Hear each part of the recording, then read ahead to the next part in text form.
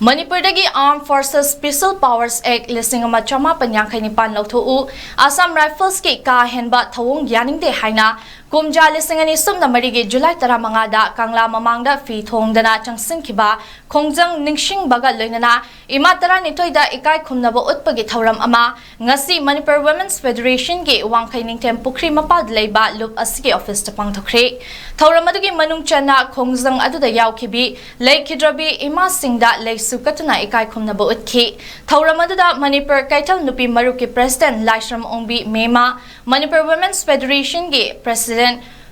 Kundongbam Sini amasung Fox ki Vice President BM Yaimana Mathang Sitna Athoiba Mithung Thauram Mapu amasung Akhanaba Mithung Oina Sharuk Yakhiba Thauram adu pangthokpagi nunggi oiba warol piruduna MWF ki Secretary Takhelambam Dimonina Hai Lamdam asida lalhoba namthabagi mingda India lengakna lamdam asida abspa lisingama chamapan yangkai nipan chatna handuna army na micham miyam phaduna ot neiba nupi kayagi Ikai Khumnaba manghalaba matung mihathina hatokpagi thodok kaya lisang sitna chathaduna lakli Thodok sing adugi manung channa KUMJA lisingani sumna marigi July thada Imphal East District ke Bamon Kampudagi Thangzam Manorama mayumdagi kokthokraga Ikai Khumnaba manghalaba matungda hatokpikhi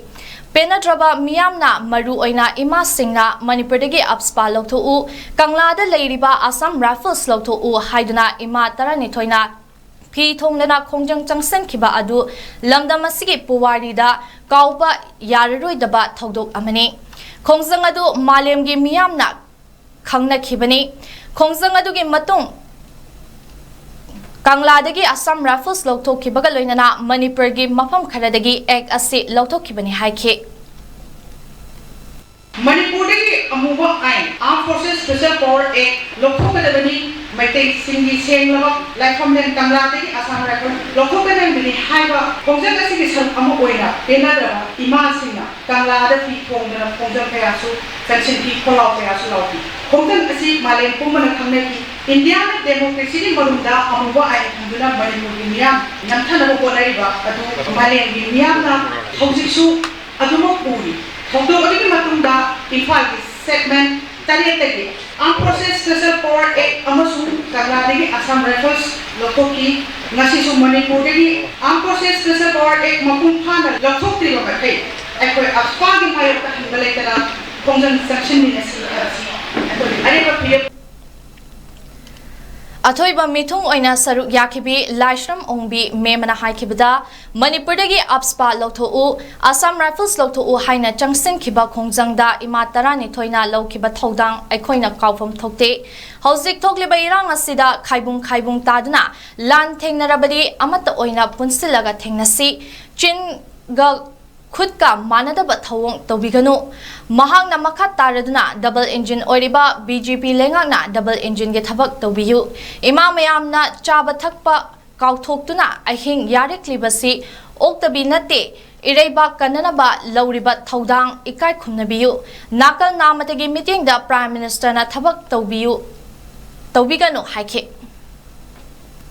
Hujiki oiriba situation da miram dai lakko kukiga akoi iram da sida lei koi maitai ga ni la thoknari ngai sida aigi oibi imda phimeni lei da mana aduni aina aduni adane haibai okalon thadoga Manipur malai bakse kanminasi akoi gi asengba akoi gi yelhumini akoi gi asengba ipai ko thamna property ni lanni hairaga di